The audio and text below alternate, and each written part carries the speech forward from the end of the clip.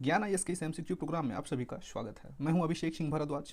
दोस्तों, आज के इस एपिसोड में हम संक्षिप्त चर्चा के साथ पिछले एक वर्ष के करंट अफेयर्स पर आधारित 30 महत्वपूर्ण एमसीक्यू को हल करेंगे। आप सभी को बता दूं कि इससे पहले हमने 4 एपिसोड को ऑलरेडी कवर कर लिया है। ये 5वां एपिसोड है। आप लोग इस एपिसोड से अपने करंट अफेयर्स के पोर्शन को देख सकते हैं कि आपका करंट अफेयर्स का पोर्शन कितना मजबूत है। आप जरूर कमेंट करेंगे कि 30 क्वेश्चंस में आपने कितने क्वेश्चंस को सही किया है और कितने क्वेश्चंस आपके गलत हुए हैं। तो देर न करते हुए शुरू करते हैं और देखते हैं पहला प्रश्न। हमारा पहला प्रश्न कह रहा है, दुनिया का पहला तैरता हुआ शहर कहाँ स्थापित किया जा रहा है? हमारा विकल्प है ए नॉर्वे, बी दक्षिण Korea, C Japan, D Denmark. इस सवाल का जो सही जवाब हो जाएगा वो है बी दक्षिण कोरिया। दक्षिण कोरिया में विश्व का पहला यानी दुनिया का पहला तैरता हुआ शहर स्थापित किया जा रहा है।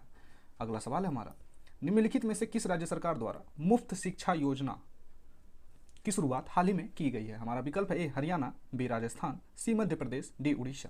इस सवाल का जो सही जवाब हो जाएगा वो हो जाएगा हरियाणा। विकल्प ए, हरियाणा राज्य सरकार द्वारा मुफ्त में शिक्षा योजना की शुरुआत की गई है। अगला सवाल है हमारा, निम्नलिखित में से किस राज्य चुनाव आयोग ने भारत का पहला स्मार्टफोन आधारित ई वोटिंग समाधान विकसित किया है? विकल्प हमारा ए केरल, बी आंध्र प्रदेश, सी तमिलनाडु, डी तेलंगाना। इस सवाल का जो सही जवाब हो जाएगा विकल्प डी तेलंगाना। तेलंगाना राज्य चुनाव आयोग ने भारत का पहला स्मार्टफोन आधारित ई वोटिंग समाधान विकसित किया है। अगला सवाल है हमारा, केंद्रीय पृथ्वी विज्ञान मंत्रालय ने भारत के पहले मानव युक्त महासागर मिशन की शुरुआत की है जिसका नाम है, इंपॉर्टेंट है सवाल। विकल्प हमारा ए मिशन सागर, बी समुद्रयान, सी समुद्र मंथन, डी मिशन इंद्रजीत। इस सवाल का जो सही जवाब हो जाएगा विकल्प बी समुद्रयान। केंद्रीय पृथ्वी विज्ञान मंत्रालय ने भारत के पहले मानव युक्त महासागर मिशन की शुरुआत की है जिसका नाम क्या है? समुद्रयान। इंपॉर्टेंट है, ध्यान रखेंगे। अगला सवाल है हमारा, किस राज्य की पुलिस ने अपने नागरिकों को सुविधा उपलब्ध कराने हेतु call your app mobile app launch किया है? विकल्प है हमारा ए मिजोरम, बी नागालैंड, सी बिहार, डी छत्तीसगढ़। इस सवाल का जो सही जवाब हो जाएगा बी नागालैंड। नागालैंड राज्य की पुलिस ने अपने नागरिकों को सुविधा उपलब्ध कराने के लिए call your app mobile app launch किया है। आप जरूर कमेंट करेंगे कि आपके 30 में से कितने एमसीक्यू सही हुए थे। अगला सवाल है हमारा, विश्व का पहला पृथ्वी विज्ञान उपग्रह नाम क्या है? गुआंगमू किस देश ने लॉन्च किया है? हमारा विकल्प है ये चीन, बी रूस, सी भारत, डी ऑस्ट्रेलिया। इस सवाल का जो सही जवाब हो जाएगा वो है चीन। विश्व का पहला पृथ्वी विज्ञान उपग्रह जिसका नाम क्या है? गुआंगमू, चीन देश के द्वारा लॉन्च किया गया है। सुर्खियों में था बहुत ज़्यादा पिछले वर्ष, तो इसलिए ध्यान रखेंगे। अगला सवाल है हमारा, रूस के नौसेना दिवस में भाग लेने वाले कौन सा जहाज सेंट पीटर्सबर्ग गया था? विकल्प हमारा ए आईएनएस कोच्चि, बी आईएनएस तवर, सी आईएनएस मरकंडे और डी आईएनएस रणविजय। इस सवाल का जो सही जवाब हो जाएगा वो है विकल्प बी आईएनएस तवर। रूस के नौसेना दिवस में भाग लेने वाले आईएनएस तवर हाल ही में सेंट पीटर्सबर्ग भी गया था। अगला सवाल है हमारा, भारत सरकार ने प्रत्यक्ष और अप्रत्यक्ष टैक्स से जुड़े मामले के लिए गठित समिति का अध्यक्ष किसे बनाया था? विकल्प हमारा ए आशीष सिनेधोकर, बी रूपेश भारद्वाज, सी गौतम गोटिया, डी सुभाष चंद्र खूटिया। इस सवाल का जो सही जवाब हो जाएगा वो है विकल्प ए आशीष सिनेधोकर। प्रत्यक्ष डायरेक्ट और इनडायरेक्ट टैक्सेस से जुड़े मामले के लिए एक समिति का गठन किया गया था भारत सरकार के द्वारा। उसके जो अध्यक्ष थे समिति के वो थे आशीष सिनेधोकर। अगला सवाल है हमारा, हाल ही में प्रकाशित पुस्तक राइटिंग फॉर माई लाइफ के लेखक कौन है? इंपॉर्टेंट पुस्तक है। विकल्प हमारा ए रस्किन बॉन्ड, बी सलमान रसूदी, सी जैन तीर्थराम, डी अमिताभ घोष। इस सवाल का जो सही जवाब हो जाएगा विकल्प ए रस्किन बॉन्ड। हाल ही में जो प्रकाशित हुई थी पुस्तक राइटिंग फॉर माई लाइफ के जो लेखक हैं, प्रकाशक हैं, वो कौन है? Ruskin bond. ध्यान रखेंगे इस पुस्तक के लेखक को। अगला सवाल है हमारा, वर्ष 2021 में अर्थशास्त्र के क्षेत्र में नोबेल पुरस्कार प्राप्तकर्ता में से कौन शामिल नहीं है? ठीक है, इसमें से कौन ऐसे हैं जो 2021 में अर्थशास्त्र के लिए जो नोबेल पुरस्कार दिया गया था उसमें शामिल नहीं थे? विकल्प हमारा A David Card, B Dmitry Muratov, C Joshua Angrist, D Guido Imbens. इस सवाल का जो सही जवाब हो जाएगा विकल्प बी दिमित्री मुरातोव। ये तीनों शामिल थे जबकि ये शामिल नहीं थे। अगला सवाल हमारा, संयुक्त राष्ट्र महासभा ने किस वर्ष को मोटे अनाज का अंतरराष्ट्रीय वर्ष घोषित किया है? विकल्प हमारा ए 2021, बी 2022, सी 2023, डी 2024। इस सवाल का सही जवाब है विकल्प सी 2023। संयुक्त राष्ट्र यानी यूएनओ द्वारा 2023 जो वर्ष है उसको मोटे अनाज के लिए अंतर्राष्ट्रीय वर्ष के रूप में घोषित किया है। इंपॉर्टेंट है एकदम, ध्यान रखेंगे इसको। अगला सवाल है हमारा, भारत का सबसे बड़ा सोलर पार्क जिसकी क्षमता कितनी है 4750 मेगावाट कहाँ पर बनेगा? विकल्प है हमारा ए आंध्र प्रदेश, बी गुजरात, सी राजस्थान, डी असम। इस सवाल का जो सही जवाब हो जाएगा बी गुजरात।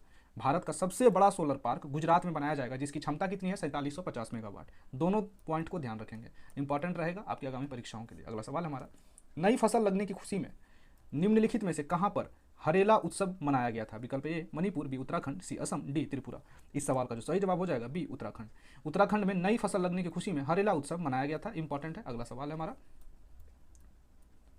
विश्व स्वास्थ्य संगठन द्वारा हाल ही में निम्नलिखित में से किस देश को मलेरिया मुक्त घोषित कर दिया गया है? विकल्प हमारा ए नेपाल, बी चीन, सी भारत, डी इंडोनेशिया। इस सवाल का जो सही जवाब हो जाएगा वो है बी चीन को। चीन को WHO द्वारा मलेरिया मुक्त घोषित किया गया है, इसलिए इंपॉर्टेंट है, मलेरिया मुक्त घोषित होने वाला जो देश है वो चीन बन। अगला सवाल है हमारा, भारत के 6 लाख गांव को इंटरनेट से कनेक्ट करने का लक्ष्य को पूरा कर लिया जाएगा कब? 2026 तक, 2024 तक, 2028 तक, 2025 तक। तो इस सवाल का जो सही जवाब हो जाएगा विकल्प बी 2024 तक। भारत के 6 लाख गांव को 2024 तक में इंटरनेट से कनेक्ट कर लिया जाएगा और ये लक्ष्य है, तो आगामी 2024 में इसे हासिल करने का लक्ष्य सरकार ने रखा है।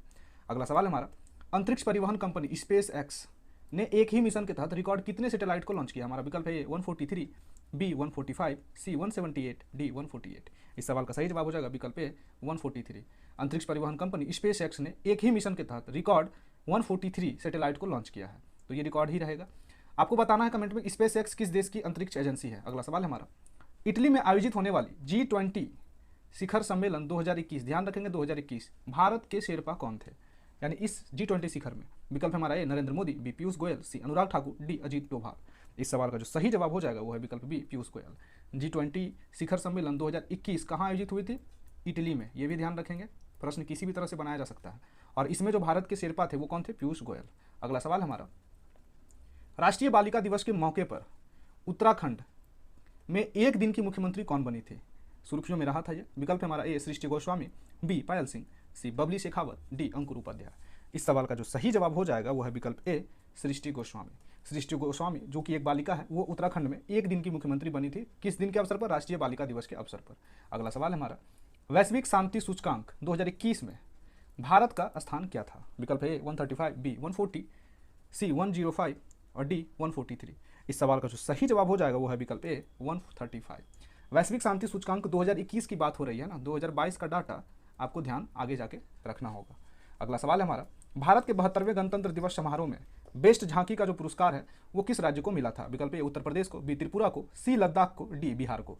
इस सवाल का जो सही जवाब हो जाएगा वो है विकल्प ए यूपी में। भारत के जो 72वें गणतंत्र दिवस समारोह का आयोजन किया गया था उसमें जो झांकियां निकाली गई थी उसमें यूपी के झांकी को पहला स्थान मिला था और पुरस्कृत किया गया था। अगला सवाल है हमारा, भारत ने किस देश के साथ मिलकर दस्तलिक 2 युद्धाभ्यास को संपन्न किया है? विकल्प ए कजाकिस्तान, बी उज्बेकिस्तान, सी तजाकिस्तान, डी किर्गिस्तान। इस सवाल का जो सही जवाब हो जाएगा वो हो जाएगा विकल्प बी उज्बेकिस्तान। आपको पता है कि दस्तलिक हमेशा जिस भी वर्ष आयोजित होगी संयुक्त सैन्य अभ्यास ये उज्बेकिस्तान के साथ ही होती है, तो ध्यान रख लेंगे। अगला सवाल है हमारा, निम्नलिखित में से कौन भारत सरकार के पहले सहकारिता मंत्री बन गए हैं? विकल्प ए जितेंद्र सिंह शेखावत, बी अमित शाह, सी पुरुषोत्तम रूपाला, डी अनुराग ठाकुर। इस सवाल का सही जवाब है बी अमित शाह। इंपॉर्टेंट सवाल रहेगा आगामी परीक्षाओं के लिए, क्योंकि पहली बार सहकारिता मंत्रालय का गठन हुआ था और उसके जो मंत्री बनाए गए, तो ये एग्जाम के लिए इंपॉर्टेंट हो जाता है। आपके गृह मंत्री अमित शाह को बनाया गया था। अगला सवाल है हमारा, भारत का पहला परमाणु मिसाइल और हथियारों को ट्रैक करने वाला पोत निम्नलिखित में से कौन बन गया है? विकल्प ए INS ध्रुव, बी INS विग्रह, सी INS हंस और डी INS विक्रांत। इस सवाल का जो सही जवाब हो जाएगा INS ध्रुव। भारत का पहला परमाणु मिसाइल और हथियारों को ट्रैक करने वाला पोत जो बना है वो INS ध्रुव बन गया है। अगला सवाल है हमारा, भूमिहीन परिवारों को भूमि उपलब्ध कराने के लिए किस राज्य सरकार के द्वारा मुख्यमंत्री आवास भू अधिकार योजना की शुरुआत हाल ही में की गई है? विकल्प ए यूपी, बी मध्य प्रदेश, सी राजस्थान, डी कर्नाटक। इस सवाल का सही जवाब हो जाएगा विकल्प बी मध्य प्रदेश। मध्य प्रदेश सरकार द्वारा भूमिहीन परिवारों को भूमि उपलब्ध कराने के लिए मुख्यमंत्री आवास भू अधिकार योजना की शुरुआत की गई थी। अगला सवाल हमारा, लद्दाख को जैविक कृषि संपन्न बनाने के लिए लद्दाख में किस राज्य से समझौता किया है ना? विकल्प हमारा ए दिल्ली, बी सिक्किम, सी त्रिपुरा, डी बिहार। इस सवाल का जो सही जवाब हो जाएगा बी सिक्किम। आपको पता है कि सिक्किम पहले से ही भारत का वैसा राज्य है जहां पर 100% जैविक कृषि या जैविक तरीके से कृषि की जाती है। तो जब लद्दाख को जैविक कृषि बनाया जाएगा तो ऑब्वियस सी बात है कि सिक्किम से ही समझौता करना होगा किसी भी राज्य को जिनको जैविक कृषि में आगे बढ़ना है। अगला सवाल हमारा, गलवान घाटी में शहीद कर्नल विक्रमुल्ला संतोष बाबू को किस राष्ट्रीय पुरस्कार से हाल ही में नवाजा गया है? विकल्प ए महावीर चक्र, बी परमवीर चक्र, सी अशोक चक्र, डी कीर्ति चक्र। इस सवाल का जो सही जवाब हो जाएगा विकल्प ए महावीर चक्र। काफ़ी ज़्यादा समाचार की सुर्खियों में रहा था, इसलिए इंपॉर्टेंट है ये सवाल।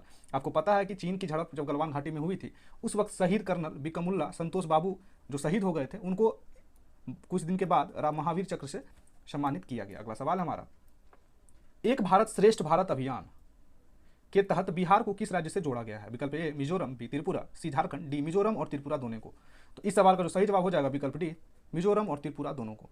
एक भारत श्रेष्ठ भारत अभियान के तहत बिहार को मिजोरम और त्रिपुरा दोनों से जोड़ा जाएगा। अगला सवाल हमारा, भारतीय नौसेना प्रोजेक्ट सी बर्ड के तहत एशिया का सबसे बड़ा नेवल बेस कहाँ बना रही है? विकल्प ए चेन्नई जो कि तमिलनाडु में है, कारवार जो कि कर्नाटक में है, बिहार जो कि पटना में है, और डी विशाखापत्तनम जो कि आंध्र प्रदेश में है। इस सवाल का जो सही जवाब हो जाएगा वो है विकल्प बी कारवार जो कि कर्नाटक में है। एशिया का सबसे बड़ा नेवल बेस बनाया जा रहा है कर्नाटक के कारवार क्षेत्र। हमारा अगला सवाल है, साहित्य अकादमी पुरस्कार 2020 हिंदी भाषा के लिए अनामिका को किस किताब के लिए मिला था? विकल्प ए खिलते हुए अपने को, बी टोकरी में दिगंत थेरी गाथा, सी अपना प्यार, और डी दूध के दांत। इस सवाल का जो सही जवाब हो जाएगा वो है टोकरी में दिगंत थेरी गाथा। आप सभी को पता है कि साहित्य अकादमी पुरस्कार 2020 जो कि हिंदी भाषा के लिए दिया गया था, वो किनको दिया गया था? अनामिका को। और किस पुस्तक के लिए? तो उनकी पुस्तक है टोकरी में दिगंत थेरी गाथा। तो इन दोनों के क्वेश्चंस आप याद रखेंगे कि अनामिका की पुस्तक का नाम एक है, वो है, क्या नाम है? टोकरी में दिगंत थेरी गाथा। प्रश्न किसी भी तरह से बनाया जा सकता है। अगला सवाल हमारा, और इस एपिसोड का आखिरी सवाल, भारत का पहला शहर जिसने नल के जरिए 24/7 घंटे शुद्ध पानी पीने योग्य मुहैया करवाया है? विकल्प ए चेन्नई, बी पुरी, सी बिहार, डी उत्तर प्रदेश।